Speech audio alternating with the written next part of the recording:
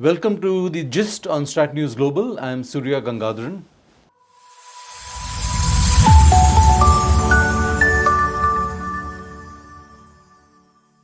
My guest is Vice Admiral Anil Chawla, a former Flag Officer Commanding in Chief, Southern Naval Command. He is also with the International Maritime Organization as a consultant and is also with the Rashtriya Raksha University. Sir, glad to have you. Thank you very much, Surya.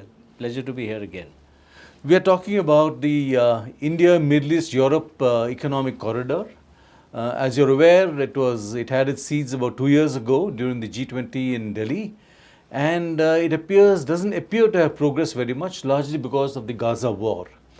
We are going to talk to Admiral Chawla about IMEC and also about some of the other trade corridors that India is involved in. Sir, could you just kind of give us a broadish idea of there's the Kaladan corridor on the east coast. There's the INSTC that we're doing through Iran to Russia and all. Both are stuck. So, I mean, we seem to be getting into corridors that don't have an end, Surya, the corridors that the Indian government has thought of, the Kaladan, the IMEC and the INSTC, all have very laudable geopolitical aims. I mean, the aim is really to integrate a disparate group of countries to create opportunities for exports and imports in areas which are currently not very well connected. INSTC being a prime example, and so is Kaladan. But the issue really is that most of these corridors have geopolitical problems. And that's the reason, on the Kaladan project, we have the problems going on in Myanmar and now again in Bangladesh. On the INSTC side, we have the issues that Iran is facing with international sanctions. We have the Taliban, in Afghanistan, which is again not very helpful to the project. We have the Russia-Ukraine war raging to the north. So again, that is blocked. In the same sense, the IMEC again is a very laudable geopolitical initiative to build upon the peace process of the Abraham Accords that was initiated by President Trump in his first tenure, and also to integrate those economies and bring about, open a new avenue for trading. But again, that is stuck with the Israel-Gaza war that's been going on since 2023. So you're right, most of the trade corridors that we have proposed, maybe one day they will see the light of day, but currently they are stuck in various geopolitical problems. Mm-hmm. And one gets the impression we're not thinking these things through. I would say to some extent, yes. When we talk about a trade corridor essentially means two things. One is firstly that it is a sort of a infrastructure that we are building to facilitate movement of trade and goods. So whether it be a shipping route, whether it be a railway line, whether it be a road, that is the first part of it. And the second is that this would then lead to economic prosperity and greater integration, political integration, because of the economic stakes that come about by the economic corridor. And both these need to be actually thought through very clinically. For example, if you look at the IMEC, IMEC is really competing in a sense against the Suez Canal. Yeah. And the volumes of trade, despite what is happening with the Houthis and the Israel-Gaza war going on there, are still something that cannot be really matched by any overland corridor from, as planned, from Jebel Ali to Haifa, apart from the geopolitical issues that are there. So I think there needs to be a very careful consideration of how this is going to be realized before one puts forward such proposals. So you're talking of viability. Is this corridor viable? Is it practical? Absolutely. And you've done a fair amount of study on this. What's your sense? If you look at IMEC, I would look at IMEC as a classic example. I think viability-wise, you really can't compete against a sea route, a sea trade route. Just the sheer volumes that a single container or a bulk carrier or an oil tanker can carry, is mind-boggling, the amount of trains and the trucks that you will need to move the same consignment overland.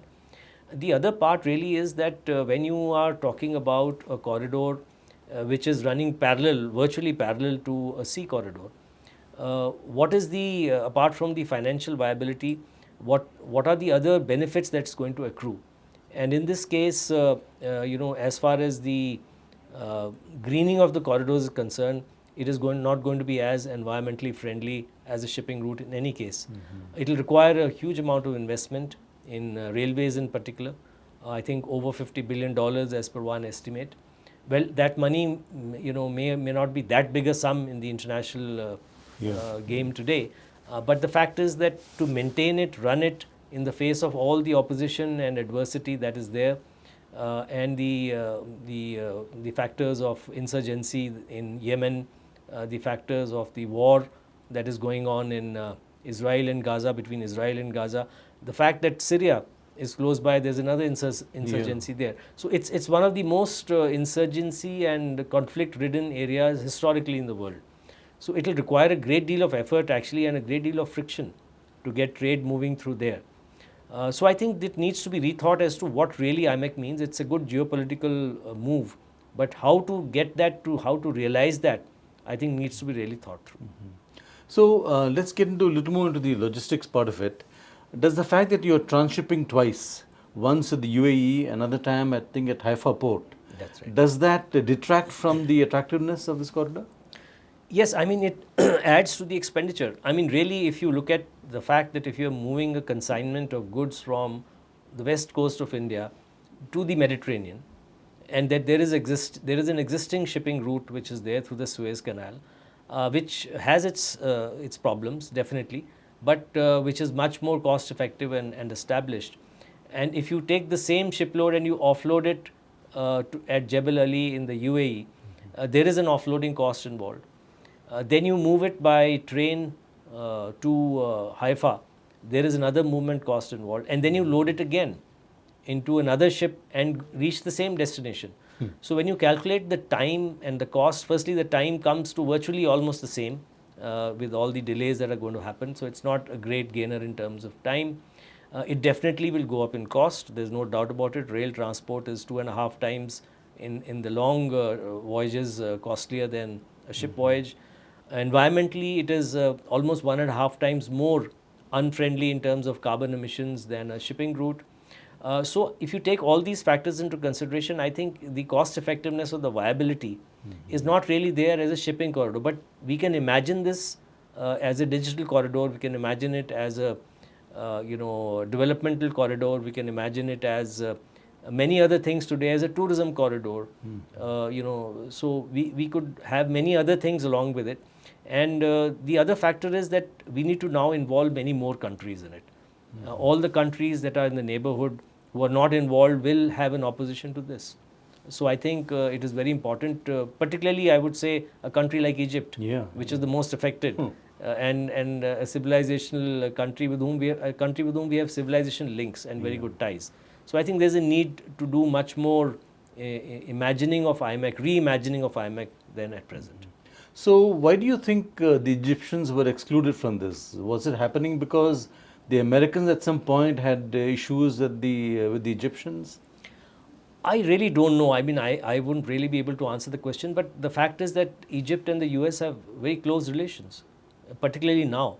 So, and Egypt has has established diplomatic relations with Israel in the 70s, with Anwar Sadat and Menachem Begin.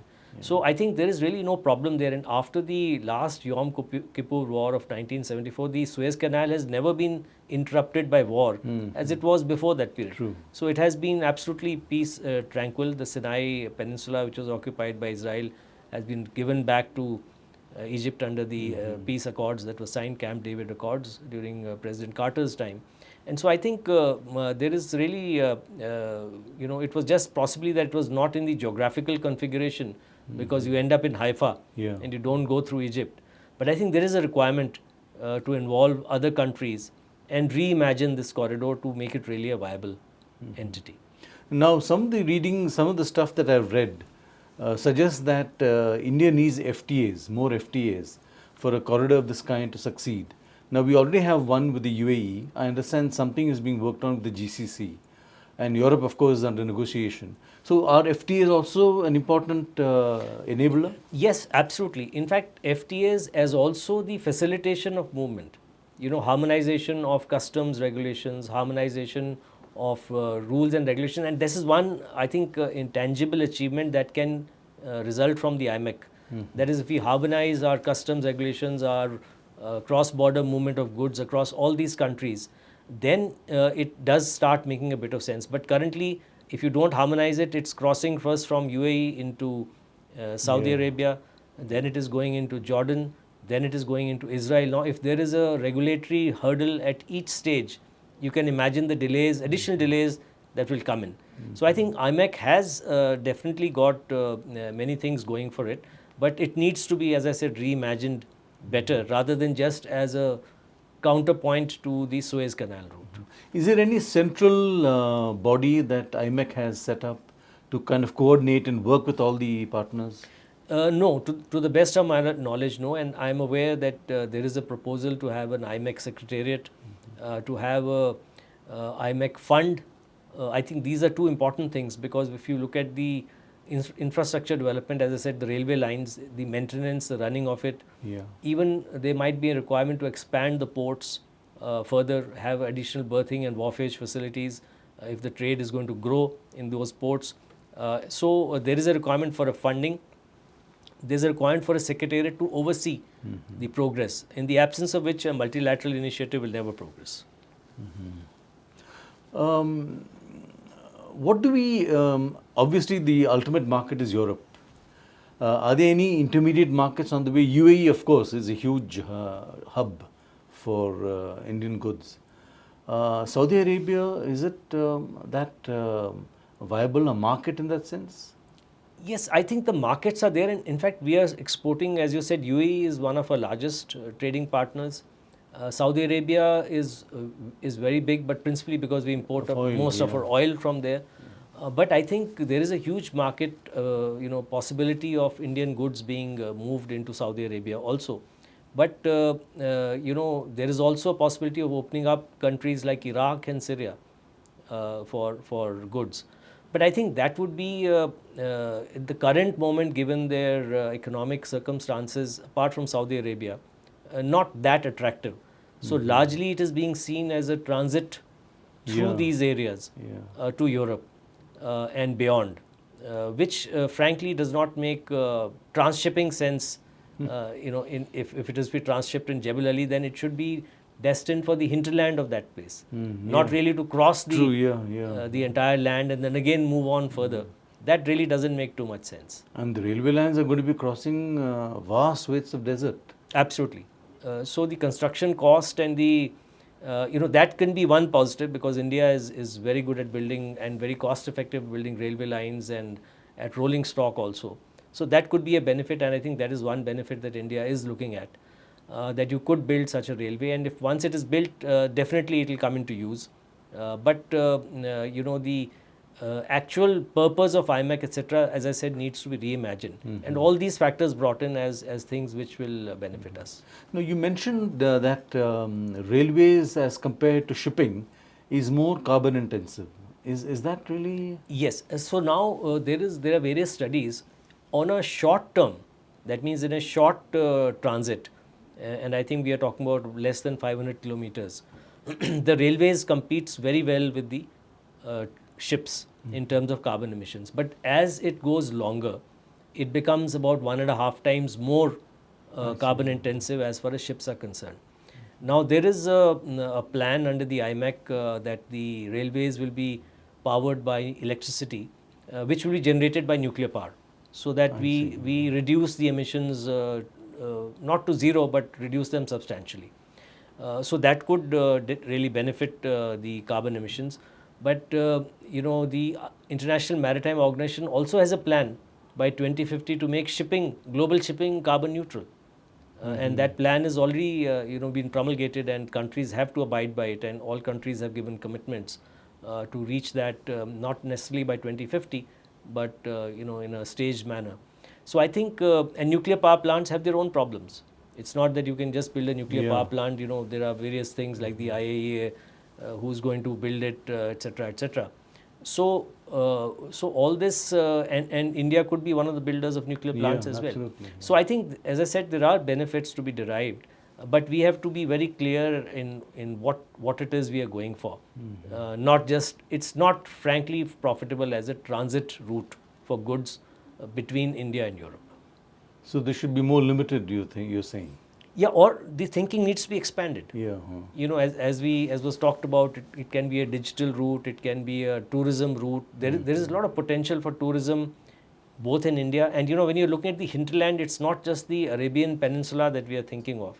It is also the Indian hinterland. So the connection should come backwards into India as they're going forwards into Europe. So you know, I think there is a lot of scope for developing this in a manner in which it becomes useful. But if you look at it purely as a trade transit corridor, I'm afraid it will not work. The Turks are also building something through Iraq, isn't it? That's right. So there are competing, projects that are going on, and that's why I'm saying we need to sort of get all these countries on one platform, and that would be really true geopolitical integration if we can do that. So let's come to the geopolitics of it. What is the geopolitics here? What is it that we want? So the first step, as I can see from this, was that this was being pushed very hard by the US also, because the Abraham Accords, requiring countries like Saudi Arabia in particular to recognize Israel, establish full diplomatic relations, normalize relations, as has been done by the UAE and by Egypt and also by Jordan. So to some extent, not entirely. So I think once this happens, then the first step is achieved, that hopefully, at least these countries are on a full diplomatic recognition basis. But I think that is not really going to happen until the Palestinian problem is resolved, because the Arab countries really cannot afford to leave that out. And that has become very naughty after the October 23 attacks by the Hamas on the Israelis and the subsequent war that has followed. Secondly, Syria is another country which is neighboring this entire thing, which is in flux. Now the new dispensation that has come in, we have to see how long it lasts, whether the Assad regime will make a comeback or not. Neighboring Iraq also is engulfed in problems, as we are aware. And then we have Yemen to the other side, where there's a constant civil war going on for almost half a century now. So these are the issues that I think we really need to tackle. And I would think that one way is to integrate all these countries and say, look, be part of it. You invite the Yemenis, you invite the Turks, the Iraqis, the Egyptians, the Syrians, and say let's make it. I think that would really benefit the entire project. It may just be a start of integrating them in diplomatically, but I think once it starts going, then it could become physical integration also. And then the intra-trade and the input that can come in from India particularly, that would then benefit India tremendously. We would be able to grow our trade substantially with the Middle East. Assuming, of course, the Americans are on board and the other guys also, the Saudis. Yes, I think the Americans would be on board with all the other countries except possibly Yemen right now. They would be on board with Iraq, with Egypt definitely, with Syria. President Trump has already had a meeting with the new leader of Syria. So I think, and the sanctions have been lifted on Syria. So I think they would be on board on this. I don't really see a problem on this. Are there any figures as to the funding required for a project of this size? I think the funding figures should come from the IMEC, the originators. But as I mentioned, the railway part of it at conservative, at the lowest end of the spectrum cost per sort of kilometer of railway building is roughly, to my mind, around $55 billion. But it could go up. If is taking the desert conditions into mind, and if we really look at the entire thing, I don't think the funding is a very big issue. At the most it could go to a couple of $100 billion, maybe $200 billion, which in today's terms is not much money if you take the countries involved. Like Saudi Arabia, UAE, Israel, India. They have funds available for this. But actually the correct estimate has to be done. A fund has to be built for it. Some banks have to be involved. development banks. There has to be a financial mechanism, a financial vehicle, and a body to oversee this entire thing, the Secretariat, as we say. Yeah. Last question. We seem to be getting involved in projects in conflict areas, whether it's this region because of the Gaza War, Myanmar where there's a civil war going on, even Iran where there's a lot of issues. I mean, we are trying to get out of a little break free from our landlocked kind of frontiers and not succeeding very well. Yeah, unfortunately, we are blocked from land for many reasons. Pakistan on the west, beyond that, Afghanistan, China to the north, with the Himalayas in between, Myanmar to the east, and all of them have problems either bilaterally with us or internal problems. I think what we also need to do is recognize that the trade routes from the west coast of India to Egypt during the time of the Egyptian civilization and beyond to Rome and ancient Greece, which are well documented today, were through the Red Sea and to some extent through the Persian Gulf, but largely through the Red Sea. And I think we should take ownership of those corridors actually. In addition to this, that is a corridor that's going, that is an ancient Indian trade corridor. And we should imagine another trade corridor through the Red Sea involving all the Red Sea countries, which is actually already there. So it doesn't require much investment, but it will require developing port infrastructure. It will require, political integration of the countries along that. And then possibly you will find that the current problems that are happening in the Red Sea, largely because of piracy from Somalia or insurgency from Yemen, will die down. So I think that is another initiative which is, I would say, more doable and in the long run more workable than the landlocked corridors. So I don't know if you're talking to people in government about this, I'm sure you do. What is the kind of reception you get? No, I'm really out of government, so that's not a But question. even at major events, when... I think there is a very positive response. As I said, all these corridors have laudable geopolitical aims. But I think we need to think through how they are really going to work out. And, just announcing them and then leaving them without any tangible outcome also leaves a bad impression. It gives people think that, you're just announcing and you're not moving ahead. I think we need to take a leaf from the BRI. Absolutely. I have done a deep study of the BRI. There is a very huge mechanism, and that is easier to implement because it's a single country run project. Largely. This is going to be multilateral, but if we are taking the leadership, we need to develop that further and bring out a framework really, and then say what is going to be the implementation process, what is going to be the timeline, and what will be the benefits. And I'm sure they will succeed eventually. But I think the aim should be really to also reimagine these projects and to look at transport corridors or trade corridors through existing trade routes which were ancient Indian trade routes. We need to revive those. Yes, I think the golden route, the book The Golden Route really points towards that, and I think we can even call it the golden route. Why not? On that note, Admiral Chawla, thank you very much. Good perspective and a lot of details that you have given. Thank you very much. Thank you. It's a pleasure. That's all we have for you on The Gist. Do subscribe to our YouTube channel. Follow us on social media. Thank you very much. Good day.